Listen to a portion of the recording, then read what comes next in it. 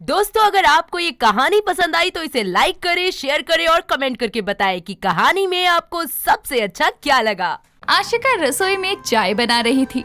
तभी उसकी सास माला उसको आवाज देकर बाहर बुलाती है और उसके आने पर उससे कहती है, बहू वो ना तेरे ससुर जी के बड़े भाई यानी कि तेरे ताया ससुर आ रहे हैं आज, तो खाने में कुछ अच्छा बना लियो, किसी भी समय आते होंगे। अच्छा माँ जी, वो हमारी शादी में नहीं आए थे ना, शायद पहली बार आ रहे हैं ना घर पे। हाँ बहू, तेरी शादी के बाद तो पहली बार ही आ रहे हैं। अब वक्त मत बर्बाद कर, जाकर चाय नाश्ता बना दे, अभी आते ही होंगे। मैं जरा उनके लिए चने ले आऊँ दुकान से, उनको रात को भीगे हुए चने खाने की आदत है। और अपने ससुर जी को भी चाय दे दियो, अभी आ रहे होंगे कमरे से उठकर। ठीक है माँ जी। इतना बोलकर माला तो दुकान के लिए निकल जाती है और आशिका रसोई में नाश्ते की तैयारी करने चली जाती है। कुछ देर में जब वो बाहर आती है तो देखती है कि उसके ससुर मगन सोफे पर बैठे हैं और ये देखकर वो उनके लिए चाय लेकर जाती है और चाय देते हुए बोलती है, पापा जी ये लीजिए आपकी चाय। और ये क्या, आज अचानक आपने कुर्ता कैसे पहन लिया और ये दाढ़ी इतनी सफेद क्यों लग रही है आपकी? क्या बात है, डाई नहीं किया क्या आपने? अरे ये कैसे बात कर रही है, देखने पर तो लग रहा है इस घर की बहू है, तो ये सर पर पल्लू क्यों नहीं है और अपने ससुर के पैर छूने का रिवाज नहीं है क्या तुम्हारे यहाँ? क्या पापा जी, आपने तो शादी के वक्त पैर छूने से मना किया था, अब आपके अंदर का ससुर कहाँ से जाग गया? देखो तो सही कैसे बात कर रही है, बहू को कुछ ज्यादा ही छूट दे रखी है इस मगन ने। इतने में आशिका के सामने से ही उसकी सास के कमरे से उसके ससुर जैसा आदमी निकल कर आता है और ये देखकर वो कहती है, भूत ससुर जी, वो देखिए आपके कमरे में आपके जैसा एक भूत आ रहा है, मैं तो गई। इतना बोलकर आशिका बेहोश हो जाती है और दरवाजे पर खड़ी माला जल्दी से भाग कर आती है और अपनी बहू को कमरे में लेकर जाती है। कुछ देर में जब आशिका को होश आता है तो वो अपने पास बैठी अपनी सास माला को कहती है, माँ जी, इस घर में ना ससुर जी जैसा एक भूत है। चुप, कोई भूत नहीं है। तुझे बताया था ना कि तेरे ससुर जी के बड़े भाई आ रहे हैं। वो भूत तेरे ससुर जी के भाई ही है, क्योंकि वो दोनों जुड़वा है, एक जैसे दिखते हैं दोनों। क्या तभी वो मुझे पल्लू लेने के लिए बोल रहे थे? बहू, तेरे बड़े ससुर जी थोड़े सख्त इंसान हैं, तो उनके सामने घूंघट में जाइयो और ज्यादा जुबान मत चलाइयो। ठीक है माँ जी, जैसा आप कहें। पहले तो उनसे माफी मांगनी पड़ेगी, ये एक नई मुसीबत है। दो ससुर की सेवा करो अब। आशिका होश में आने के बाद सच्चाई जानकर एक लंबा सा घूंघट कर लेती है और वापस बाहर हॉल में बैठे अपने ससुर और ताया ससुर के सामने आकर अपने ताया ससुर के पैर छूकर कहती है, माफ करना ताया ससुर जी, मुझे नहीं पता था कि आप हैं। मैंने सोचा पापा जी हैं। अब पता लग गया ना, और बहुओं को ऐसे घूंघट में ही रहना चाहिए। और मेरे पैर छू लिए तो अपने ससुर के भी छू। अरे नहीं भैया, मैंने अपनी बहू को अपनी बेटी की तरह रखा है और बेटियां पैर नहीं छूती। चुप रह, आया बड़ा बेटी वाला, बहू बहू ही होती है और तुम्हारी ही छूट का नतीजा है। जो बहू ना तो पल्लू करती थी ना अदब से बात करती थी। जा बहू पैर छू। जी ताया जी, पाए लागू पापा जी। पापा जी, वैसे आपने कभी बताया नहीं कि आपका एक भाई भी है जो हूबहू आपकी तरह दिखता है। बेटा माफ करना, मैं भूल गया। और ये जो मेरे बड़े भैया है ना, वो थोड़े पुराने ख्याल के हैं। कोई बात नहीं पापा जी, बस आप इन्हें जल्दी से जल्दी वापस भेज दो, वरना इस घूंघट की आड़ में मैं गड्ढे में गिर जाऊंगी। बहू तू भी ना। मगन को हंसते देखकर छगन बोलता है, अब पैरों में ही झुकी रहेगी बहू, जाकर खाना लगा। आशिका नाश्ता लगाने चली जाती है और खाना खाकर सब आराम करने चले जाते हैं। शाम के समय वो देखती है कि उसके ससुर फ्रिज में से एक ड्रिंक की बोतल निकाल रहे हैं। ये देखकर वो कहती है, ये कौन से वाले हैं? कपड़े तो ससुर जी के ही लग रहे हैं, ससुर जी ही होंगे। मैं अभी मांगती हूँ एक ग्लास जाकर। आशिका फ्रिज के पास जाकर अपने ससुर को टोकते हुए कहती है, और पापा जी आज अकेले अकेले मुझे नहीं बुलाया आपने साथ पीने के लिए, लेकिन अगर आपके जुड़वा भाई ने देख लिया तो वो तो आपको घर से बाहर फेंक देंगे, क्योंकि उनके तो संस्कारों में नहीं है ना ड्रिंक करना। बहू घूंघट का है तेरा? ताया ससुर जी, मर गई आज तो, भगवान बचा ले। आशिका जल्दी से अपने सर पर घूंघट कर लेती है, लेकिन इतने में ही अचानक वहाँ मगन आ जाता है, जो सारा माहौल देखकर समझ जाता है। इतने में छगन बोलता है, मगन, ये क्या था? अरे तू अपनी बहू के साथ पीता भी है? राम राम राम, तूने तो सच में हद मचा रखी है मगन। माला कहाँ है? बुला उसे, मैं बताता हूँ इस घर में पता नहीं क्या क्या चल रहा है। अरे भैया, बहू ड्रिंक नहीं कोल्ड ड्रिंक की बोल रही है। वो मैं अक्सर कोल्ड ड्रिंक ले आता था तो हम ससुर बहू मिलकर खत्म कर देते थे, है ना बहू? हाँ पापा जी, ताया जी पापा जी ने सही कहा। कोल्ड ड्रिंक छोड़, तू अपनी बहू को जरा बोलने की तमीज सिखा। हद से ज्यादा ही छूट मिली हुई है। इतना बोलकर छगन आशिका को घूरते हुए वहाँ से चला जाता है, जिसके बाद मगन कहता है, बहू, आज तो तूने मरवा दिया था। अगर भाई साहब माला को बता देते कि हम दोनों छुप छुप कर पीते हैं तो हमारी पोल खुल जाती। पापा जी, इसमें मेरी क्या गलती है? आपके भाई ने आपके जैसे कपड़े पहन लिए और दाढ़ी भी डाई करवा ली। हाँ ये तो है, उन्होंने मेरे से कपड़े मांगे थे पहनने के लिए। वो कुछ ज्यादा कपड़े लाए नहीं है ना, लेकिन कोई नहीं, आगे से ध्यान रख लेना। आशिका तो बेचारी अपनी जुड़वा ससुरों की वजह से बड़ी परेशान थी, इतनी कि अगर चाय मगन मांगता तो छगन को देती। घूंघट छगन से करना था पर मगन से करती। लेकिन एक दिन तो उसकी ये जुड़वा ससुर की उलझन का बड़ा अंजाम होने वाला था। एक शाम मगन अपने भाई छगन के लायक कुर्ते पजामे को पहन माला के पास जाकर कहता है, कैसा लग रहा हूँ मैं माला? अरे वाह, इस कुर्ते में बिल्कुल वैसे लग रहे हो जैसे मुझे देखने आए थे। वैसे उस समय जेठ जी भी ऐसा ही कुर्ता पहन कर आए थे। मैं तो पहचान ही नहीं पाई थी कि मेरा वाला कौन सा है। अब तो पहचान लेती हूँ ना भाग्यवान, या अभी पहचान बताने की जरूरत है? आप भी ना दूर हटिए, बच्चे देख लेंगे।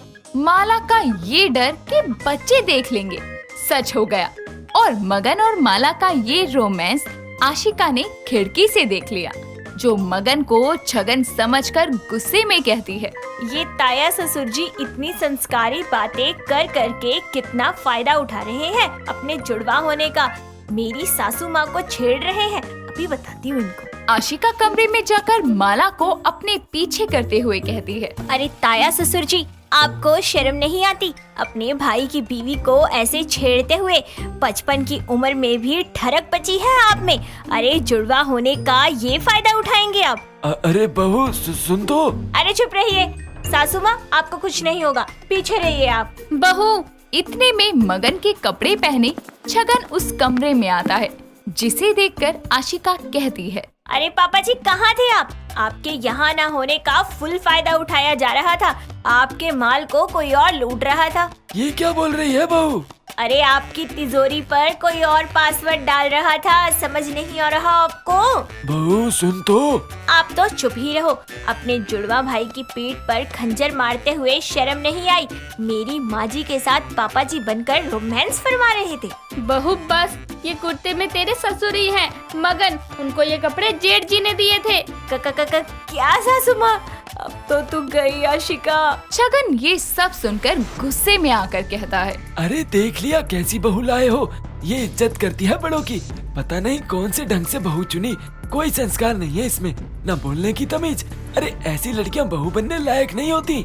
बस जेठ जी, माना बहू ने आज उलझन में आकर ज्यादा बोल दिया, लेकिन उसकी जगह कोई भी होता तो यही समझता। और मेरी बहू में कितनी तमीज है ये मुझे आपसे नहीं जाननी। जब से आप आए हैं वो आपकी खुशी के लिए घूंघट कर रही है, कम बोलने की कोशिश कर रही है। हमने आज तक उसको कुछ बोलने से मना नहीं किया, इसीलिए वो हमारे साथ इतनी फ्रेंडली है। और अचानक आपके आने से अपना स्वभाव तो नहीं बदल लेगी, लेकिन फिर भी उसने कोशिश की। और आप कहते हैं बहू बहू ही होती है। गलत, ये मेरी बहू नहीं बेटी है और बेटी ही रहेगी। आशिका की झुकी नजरें और मगन माला के बोल छगन को ये बता देते हैं कि वो समय से कितना पीछे चल रहा था। आज के जमाने में बहू भी बेटी बन सकती है, और आशिका को हुई उलझन के लिए वो उसे माफ कर देता है, क्योंकि जब जुड़वा ससुर होंगे तो बहू तो कंफ्यूज होगी ही ना। तो दोस्तों, कैसी लगी आपको ये कहानी? हमें कमेंट करके बताइए। रिया अपनी माता शांति और पिता आनंद की इकलौती औलाद थी। शांति और आनंद ने रिया को बहुत ही लाड प्यार से बड़ा किया था।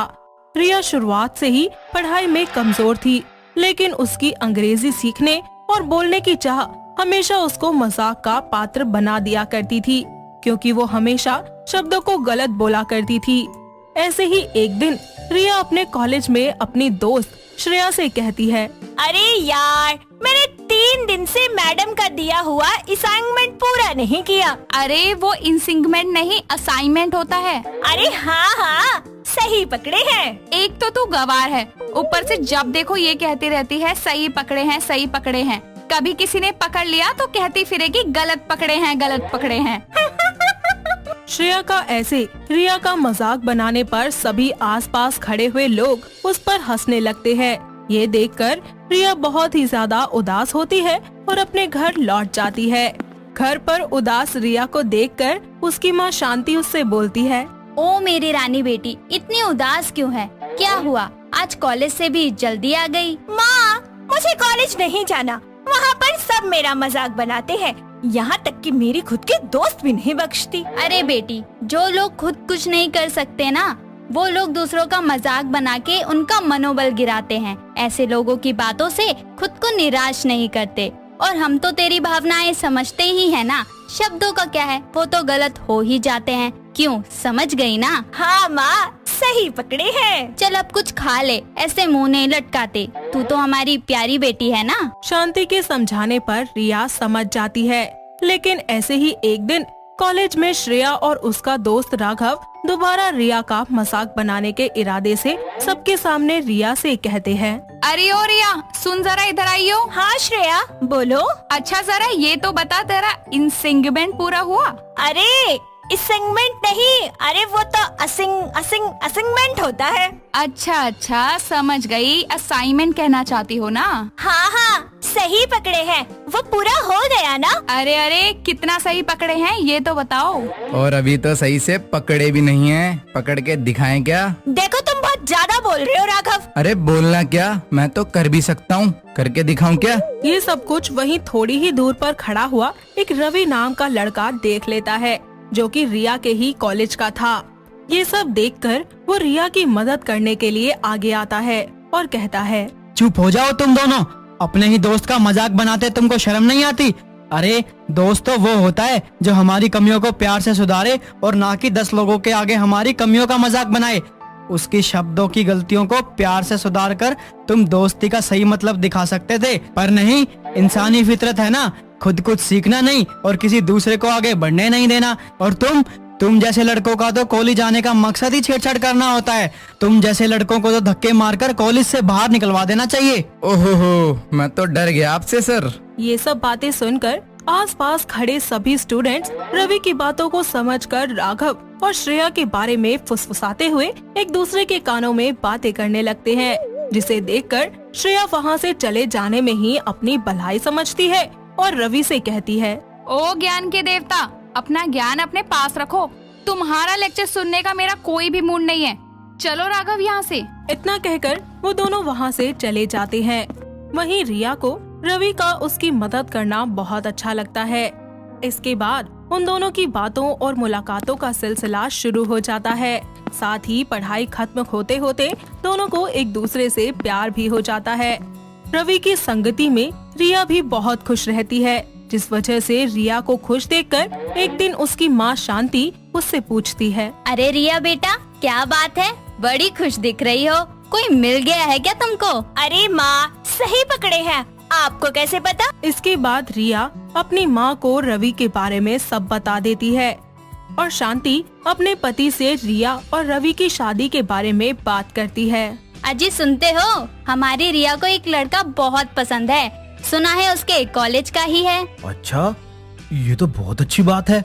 मैं जल्दी उसके बारे में पता करके रिया की शादी की बात चलाता हूँ। अजी, आपने तो मेरे मुंह की बात ही छीन ली। जल्दी ही पता करिए। आनंद रवि के परिवार के बारे में पता करके रिया की शादी की बात करता है। इसी के साथ दोनों परिवारों की रजामंदी से कुछ ही समय में उन दोनों की शादी हो जाती है। शादी के बाद रिया अपने ससुराल की जिम्मेदारियाँ बखूबी संभाल लेती है। ऐसे ही एक दिन रिया रसोई में खाना बना रही होती है। तभी रिया की सास सीमा वहाँ आकर उससे बोलती है, अरे ओ बहू, क्या बना रही है? खुशबू तो राजमा राइस की आ रही है। सही पकड़े हैं माँ जी, आप राजमा चावल कहना चाह रही हैं ना? अरे बहू, बात को ऐसे कहो या वैसे, बना तो आखिर राइस ही रही है ना। हाँ माँ जी, क्योंकि गलत बोलने पर ना अक्सर लोग हमारा मजाक बनाते हैं, क्योंकि मैंने तो ये सब बड़े अच्छे से भुगता है, इसलिए। देख बहू, मैं शब्दों को नहीं भावनाओं को ज्यादा महत्व देती हूँ। सही पकड़े हैं माँ जी, जब भी आप ही की तरह विचार है रवि जी के भी। अरे अभी पकड़ा ही कहाँ है, मेरे बेटे को मौका तो दे दे ताकि मैं दादी बन जाऊँ। क्या माँ जी, आप भी? दोनों सास बहू बड़े ही प्यार से एक दूसरे के साथ रहती हैं।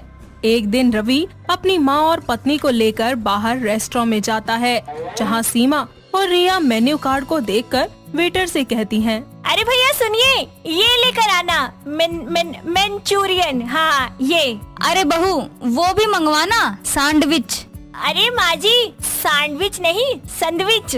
रवि उन दोनों की गलतियों को ठीक करने ही वाला होता है कि इतने में पास ही खड़ा वेटर उनसे बोलता है, अरे मैडम, पहली बात तो वो मंचूरियन होता है और सैंडविच नहीं सैंडविच होता है। आप ना ऐसा कीजिए, समोसा मंगवा लीजिए, वो आप आसानी से बोल पाएंगी। माँ, रिया, चलो यहाँ से। जिस जगह लोग सिर्फ दूसरों को नीचा दिखाने में लगे हैं, वहाँ से कुछ नहीं खाना हमने। और तुम, जिन शब्दों को ना बोल पाने की वजह से तुमने मेरी पत्नी और माँ का अपमान किया, वो शब्द तो हमारी संस्कृति के भी नहीं है। दूसरों की सभ्यता तो अपना लेते हो और अपने संस्कार भूल जाते हो, पर मैं भी किस पर समय बर्बाद कर रहा हूँ। अरे आप जैसे लोग दूसरों को नीचा दिखा के खुश रहते हैं। चलो माँ यहाँ से। रवि की बातें सुनकर वेटर को अपनी गलती का एहसास होता है और वो रवि से बोलता है, सर मुझे माफ कर दीजिए, मुझे मेरी भूल का एहसास हो गया है। अब मुझे आपकी बातों को समझ आ गया है कि इंसान के जज्बातों को महत्व देना चाहिए।